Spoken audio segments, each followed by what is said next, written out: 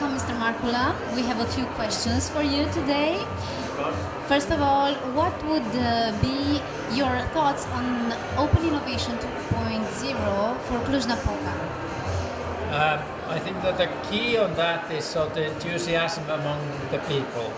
People, including, of course, the mayor and the key staff working for the city, but it's especially the young generation who are making the ICT digitalization a reality here, and who are applying, along with the mayor and the city council, who are applying all this to the city traffic system, city education system, city infrastructure, and above all, I would strongly recommend this lovely environment, the nature, all related to that. So we need to, all around the world, we need to work for sustainable development so that the cities and regions are more sustainable, meaning ecological sustainability, but of course economic and social sustainability. All those elements are here already. Some are just starting, some are already very fast growing.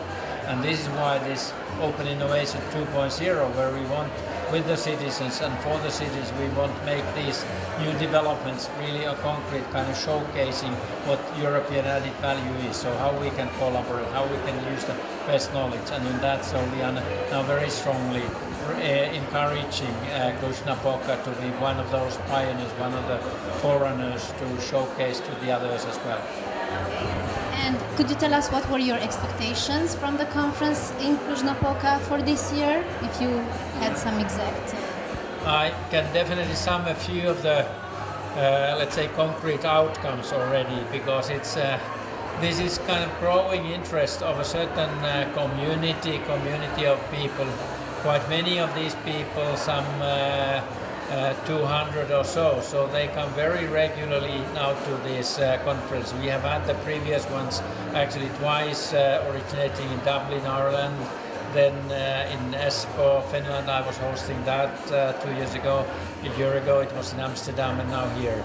This is the first time that this was in the Eastern Europe, and I think this was kind of eye-opener for many of the visitors from other parts of Europe, many who came here first time.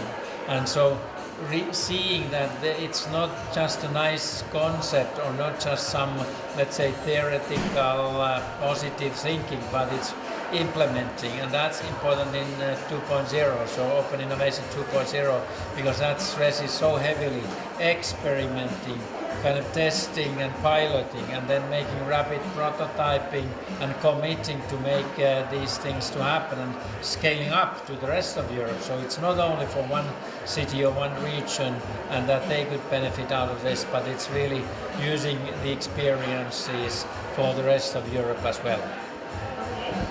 What about the series of events that we had here? I understood also it was for the first time that we made it that way. Yeah. This was a good, actually very good combination, because now it was over the weekend already an innovation dialogue. We've organized sometime in the past couple of the innovation camps where the people really strongly stayed together, work as in different teams, 1 or 2 teams per challenge, societal challenge. And but here it was really more even target-oriented with quite strong personal and as facilitators. So supporting the process but getting these concrete outcomes. And these outcomes were now taken to the conference itself. They are further elaborated, reviewed from different perspectives, with as in the tradition already in this 2.0 conference, a lot of interactive discussion. So that's key, so that we have people who have a strong experience but who want to contribute and motivate the others to do more. So the outcome of this is very much a kind of mentality towards co-creation. But we did not stop only on this, so innovation dialogue and this conference, but we organize here a special committee of the region along with the city.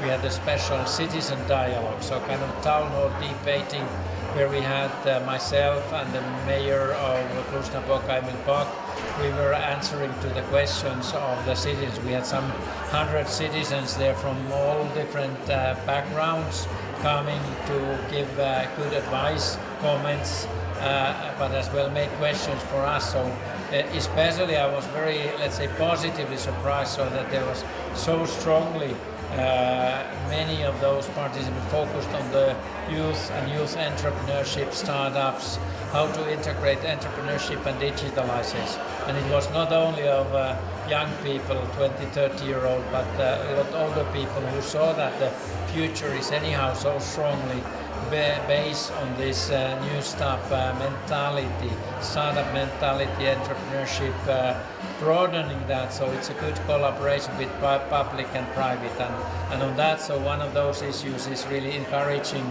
the universities and other educational establishments so to move to the next phase, move what the European Commission and we, the Committee of the Region, we stress heavily, we need more the entrepreneurial mindset, kind of entrepreneurial universities, which focus on strong science and art base.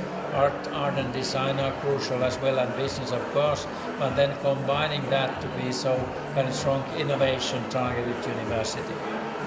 Okay, and you also had the kickoff for the STARTS session. Yeah. Can you tell us more about the interaction between the science, technology and the arts? Actually on that, so we have one very good European example. So my own university, Aalto University in the Helsinki region, and now the main campus in Espoo, Finland, our city there, which is close to the same size of Cluj-Napoca. So we have from 2010, we have there merged three prestige old universities. One was on science and engineering, one was on business, and one on art and design. Now they operate as one, as the Aalto University, based on using the name of Alvar Aalto, the famous architect who actually created the major master plan for the campus itself, where we are now accommodating or renewing the campus itself. And on that, so all that, both the campus development, kind of Aalto University city, which is very strongly connected with the rest of society, the cities and businesses around. So their art and design plays a crucial role. So I personally as well, with my engineering background and European policy background, so I was very impressed how strong impact the art and design has had so far. So they are the key drivers of the new kind of open eyes thinking. So systematic approach, what can we create and how to mobilize people with different backgrounds, not only from Finland but attracting talent from all around the world.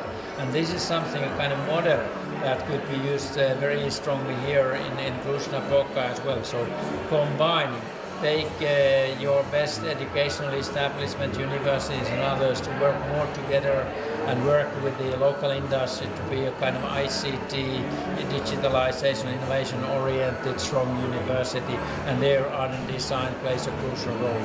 Today's these inputs from experts and these experiments of the innovation dialogue as well. So we're very strongly addressing that there's so much that can be achieved, but now the critical success factor is speed. It's not about planning, but it's about implementing, experimenting and testing and there. So speed is a crucial success factor today, but that's something that I've recognized with so many of the people here during this conference. Thank you very much. Thank you.